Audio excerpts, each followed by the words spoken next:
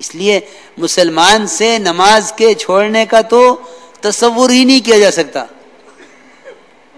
جس طرح ایک مسلمان سے کفر کا اور ارتداد کا تصور مشکل ہے، محال ہے، اس طرح ایک مسلمان سے نماز کا چھوڑنا اس کا تصور مشکل ہے، محال ہے، ممکن نہیں ہے.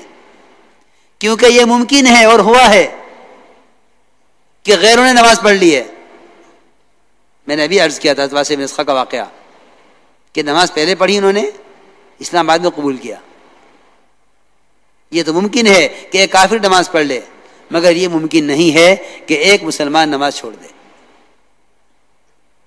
یہ تو ممکن ہے کہ کافر نماز پڑھ لے، یہ ممکن نہیں ہے کہ ایک مسلمان نماز چھوڑ دے.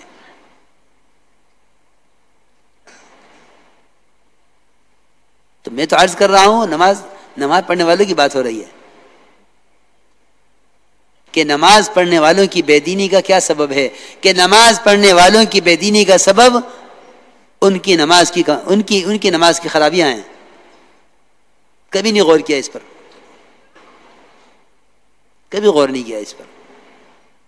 میں جو عرض کر رہا تھا شروع سے کہ دعوت اور عبادت کا جمع کرنا اصل ہے. جمع کرنا یہ نہیں ہے کہ نماز پڑھ لی، بلکہ ابن عباس اور عبداللہ ابن مسعود دونوں کا قول ہے کہ جس شخص کی نماز اس کو منکر سے نہیں روکتی، اس کی نماز اس کو اللہ سے دور کرتی رہتی ہے. نماز تو اللہ کے قرب کا سبب ہے، مومن کی معراج ہے. پھر یہ کیسے ممکن ہے کہ نماز اللہ سے دوری کا سبب بنے؟ اس سے زیادہ قرب کا تو کوئی موقع نہیں ہے، تو مومن کی معراج ہے. اللہ مجھے معاف فرمائے. کیا نماز پڑھنے والوں کی نماز اور کیا نماز پڑھانے والوں کی نماز. صلو کما رأیتمونی اصلی، صرف ایک نماز کو نمونہ بنایا گیا ہے، صرف ایک نماز نمونہ ہے، باقی خدا کی قسم کسی کی نماز نمونہ نہیں ہے. صلو کما رأیتمونی اصلی، کہ نماز اس طرح پڑھو جس طرح مجھے پڑھتا ہوا دیکھ رہے ہو. صحابہ کرام نے آپ کی نماز کو جس طرح دیکھا اس طرح نقل کر دیا. اس لیے حدیث میں آتا ہے کہ جو شخص رکوع سے اٹھنے کے بعد اپنی کمر کو سیدھا نہ رکھے، اللہ اس کی نماز کی طرف نظر اٹھا کر نہیں دیکھتے. صحیح حدیث ہے. من لم یقم صلبہ بین الرکوع والسجود لم ينظر اللہ الی صلاتہ، کہ اللہ اس کی نماز کی طرف نظر نہیں اٹھا کر دیکھتے کہ یہ کیا کر رہا ہے. میرے دوستوں میں عرض کر رہا، دین کا کمال نماز کے کمال میں ہے. دین کا کمال نماز کے کمال میں ہے کہ اپنی عبادات کے اندر کمال پیدا کرو.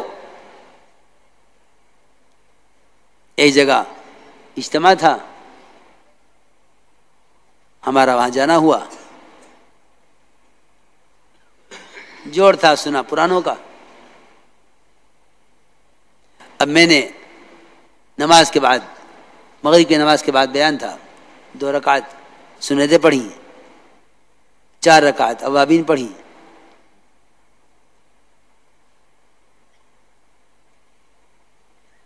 ایک صاحب کہنے لگے کہ مجمع جڑ گیا، دیر ہو رہی. میں نے کہا اس مجمع نے اوابین نہیں پڑھی، مجمع نے اوابین نہیں پڑھی. اس کا مطلب تو یہ ہوا کہ ہم دعوت میں لگے ہوئے ہیں عبادت کے شوق کے بغیر. یاد رکھنا یہ بات کہ اگر اس کام سے عبادت کی لذت محسوس نہیں ہوتی تو استدراج کا خطرہ ہے. اگر دعوت سے عبادت کی لذت حاصل نہیں ہوتی اور عبادت کا شوق نہیں پیدا ہوتا تو استدراج کا خطرہ ہے. کیونکہ دعوت سے جن عبادات میں کمال پیدا کرنا تھا، یہ دعوت کے لیے ان عبادات کے ساتھ کھیل رہا ہے. جلدی جلدی نماز پڑھو، مشورہ کرنا ہے، جلدی جلدی نماز پڑھ لو، پھر بیان کرنا ہے. اس کی نماز اس کو میں دے کے ماری جاوے گی میلے کپڑے کی شکل میں. اس لیے کہ عبادت کا استخفاف کفر ہے. کفر، عبادت کو ہلکا سمجھنا کفر ہے.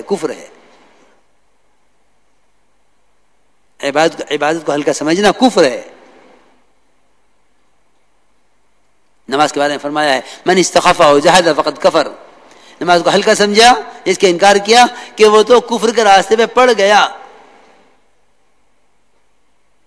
کیونکہ کفر و اسلام کے درمیان رکاوٹ ہی نماز ہے. نماز نہ ہو تو پھر کفر ہی کفر ہے. تو میں حیران ہو گیا. میں نے کہا ابھی میں نے 4 رکعت اوابین پڑھی، مجمع جمع ہو گیا. اس سارے مجمع نے اوابین کیوں نہیں پڑھی؟ کیونکہ صحیح حدیث ہے کہ جو شخص مغرب کی نماز کے بعد 6 رکعت اوابین کی پڑھ لے، بعض نے 2 سنتوں کو شامل کیا ہے، بعض نے نہیں کیا ہے، 4 پڑھ لے یا 6 پڑھ لے، کہ جو شخص مغرب کے بعد اوابین میں 4 رکعت یا 6 رکعت پڑھ لے کہ اس کو اس 6 رکعت پر 12 سال کی عبادت کا پورا ثواب ملتا ہے. کتنے سال کی عبادت؟ 12 سال کی عبادت.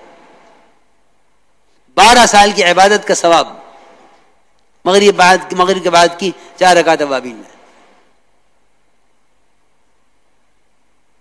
خوب تھک کے سو گئے، تہجد چھوٹ گئی. دیکھو یاد رکھنا،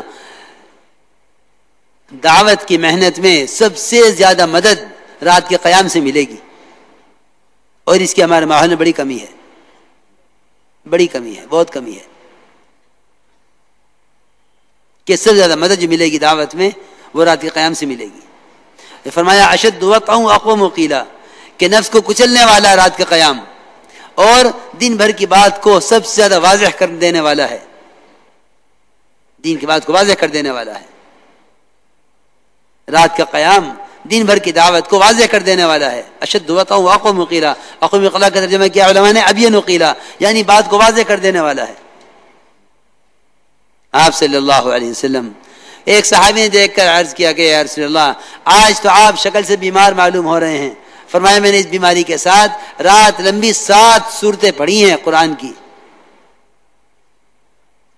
1 سال تک صحابہ کرام پر تہجد فرض رہی، 1 سال تک. پھر اللہ نے 1 سال کے بعد تہجد کو نفل کر دیا، ورنہ 1 سال تک تہجد صحابہ پر فرض رہی. تو میں عرض کر رہا تھا کہ نماز میں کمال پیدا کرو، کہ دعوت ایمان اور عبادات کی تکمیل کے لیے ہے. دعوت ایمان اور عبادات کی تکمیل کے لیے ہے کہ اس دعوت سے ایمان اور عمل کے اندر کمال پیدا ہوگا، کہ نماز کے اندر سکون اطمینان لاؤ، کہ سارے دین کا قائم ہونا نماز پر موقوف ہے. تو انہوں نے یہ کہا کہ ہم نماز قائم کرتے ہیں،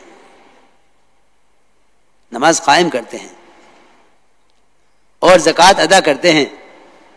مولانا ایسا فرماتے تھے اگر مسلمان صحیح طریقے سے زکوٰۃ ادا کرنے پر آ جاوے تو یہ زکوٰۃ کی برکات کو برداشت نہیں کر سکتا. اتنی برکتیں ہیں زکوٰۃ کی، اتنی برکتیں زکوٰۃ کی ہیں. ادا تو بیچارہ کرتا ہی نہیں ہے، کیونکہ ادا تو جب ہو جب یہ مستحق کو تلاش کر کے زکوٰۃ اس تک پہنچاوے. سمجھتے تھے کہ زکوٰۃ دینے والے کو چاہیے کہ مستحق کو اس طرح تلاش کرے جس طرح ایک آدمی نماز پڑھنے کا واسطے وضو کے لیے پانی تلاش کرتا ہے، کہ اس طرح زکوٰۃ دینے والا مستحق کو تلاش کرے جس طرح نمازی آدمی وضو